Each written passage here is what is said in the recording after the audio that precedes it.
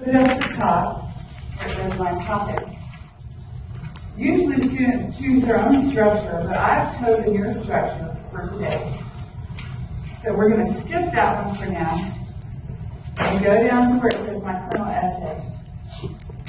I'm going to ask you to write 4 sentences, and on these sentences you may not go outside the box. You have to keep them short. It's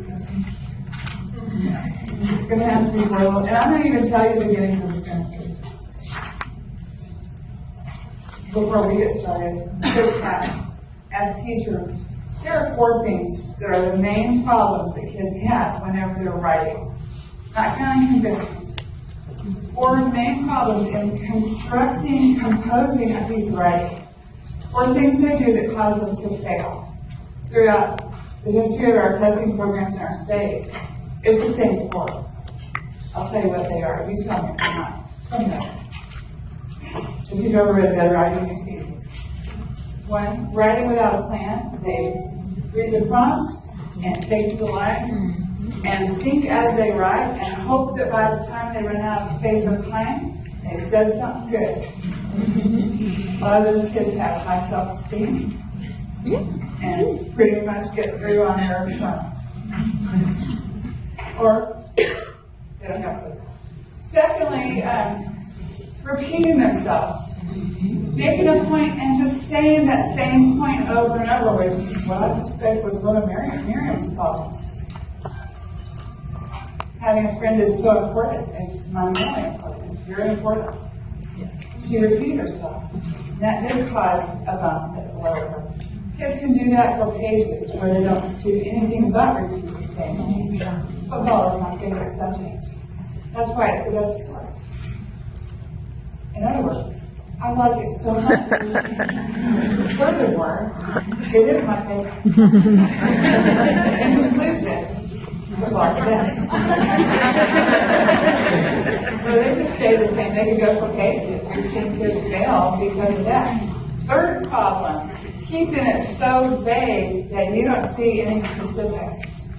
That looks like it's even more important on the STAR test as the test evolves in these years. Specificity is key. Talking about a general subject often causes them to fail. High school level, every level. They don't go into some specific situations where a reader can see what's in their mind. If it's all fog, people should always do the right thing. And that's how their lives will be better. If they don't do the right thing, the world will suffer. See what I mean? It's pretty general. And the 4th thing that they do that causes them to fail is not writing enough. Just sticking to this much writing. I hope you don't think this is sexist. Because data is what it makes me notice it. Boys more than girls. Write too little. I think they're going to discover sometime that there's a reason that boys write less than girls. Have a harder time extending a thought for a page. They write concisely. Girls can babble. Boys have a concise gene, girls have a babble gene. Yes? I know why. Why? Have you ever been shopping? It's precisely the same genetic makeup at work. They write up the shop. Exactly. When I have something I want to get, I go get it and leave. I go shopping with my wife, but we got to go to this store, and I want to see this store. And oh wait, look, let's browse. We've never taught remediation classes. They're mostly boys. I had a class that was 17 boys and 2 girls from India. That's sort of the data that we're seeing. And I think that you're onto it. I don't think that there's any research about genetic babbling and genetic conciseness, but we see it so clearly in front of us.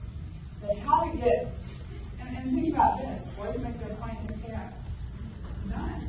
Tell me one reason we should keep our football program and explain it fully. And football makes money.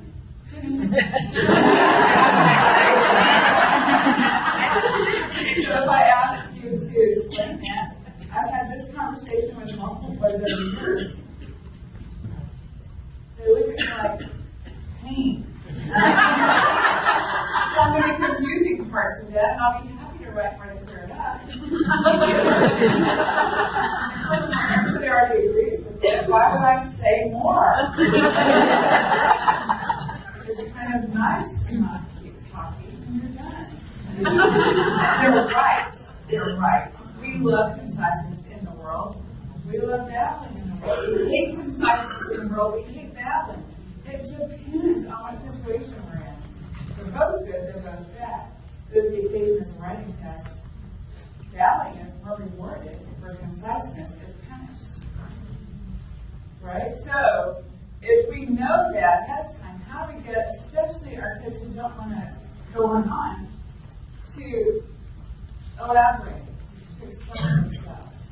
Well, as in that Steven Pinker book, The Curse of Knowledge, a boy who would write that makes money thinks that people see what they see. So I use dirt talk for that one. If you imagine that there's somebody there disagreeing with everything you say, and that you're saying it in front of your friends, so your ego is a little bit involved, everybody can understand it. Football makes a lot of money. If you're saying that to your friends, and there's one person there who's not your friend, you just said that, football makes a lot of money. You just made that up. You don't even know. Football makes a lot of money. Well, if you walk off right now, that person has made you look bad in front of your friends. So what do? It's very good. Well, you could, that is an option you always have. How can you exercise your constitutional rights here without violating his? Well, football makes a lot of money. No, it does not. Does too, does not. Does too, does not. Does too. Somebody would say, prove it to him. Show him. Show that. Football makes so much money. I went to a gig last Thursday with two of my friends. We bought tickets, we bought popcorn, we bought sodas, we got nachos, we brought programs. By the time we left, we spent $36, and there were thousands of people there. You do the math. That's how you set up church. And have Bernabei, and right out of that book that you put at the top, that gift. And for number one, well, first put your finger on the one. Check your neighbor's finger. Put your finger. Not kidding. If you skip this step, you're in high school, you'll lose a lot of time. For number one, would you please write, I really liked, past tense, I really liked, and finish that sentence. You're talking about the gift you gave someone. I really liked,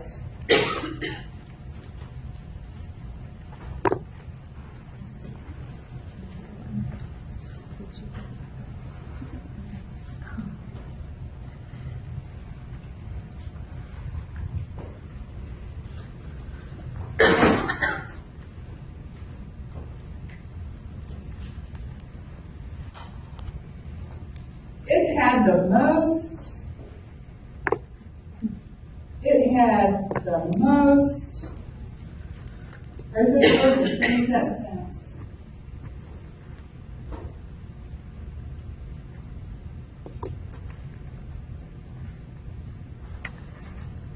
You need to change it into words, you just feel free.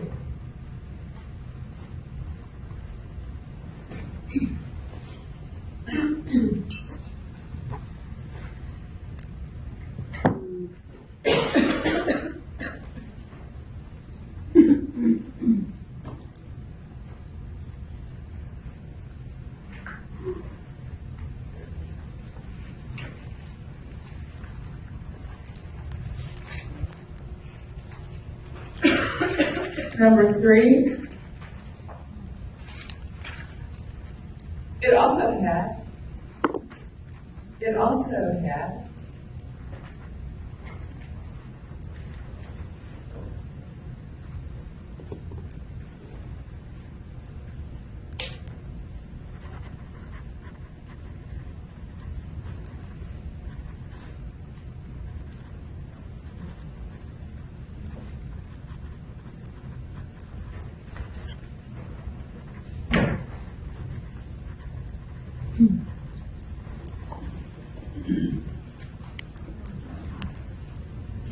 number 4. That's why.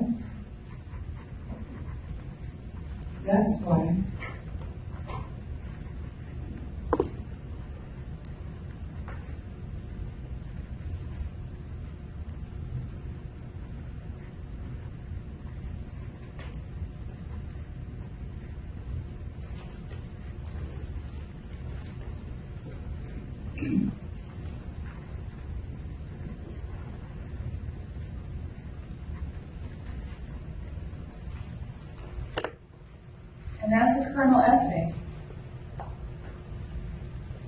where you wrote my structure and you left that big rectangle blank. Would you copy this structure in there? The structure is nicknamed the mini booklet. Put those 4 boxes, including the ... copy it exactly the way correct. That's the structure. 1 sentence per box makes kernel essay. I use a graphic organizer that looks like this for every structure. Whether it's something I read that I pulled the structure out of, or it's something I'm going to ask kids to write, or I write myself. On the wall in our classroom goes a wall that says text structures, and since we use this one first, that one would go on the wall. We've used it several times. Tweaking it, adding structures that have variations.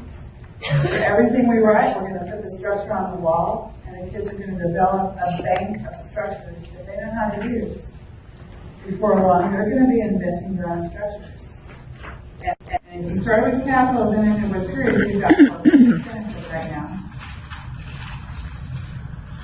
You've got a beginning and ending and 2 body paragraphs, which is the structure of the huge number of high-scoring star essays. If you added details to this, it would become a 3 or a 4. If the details were specific and clear.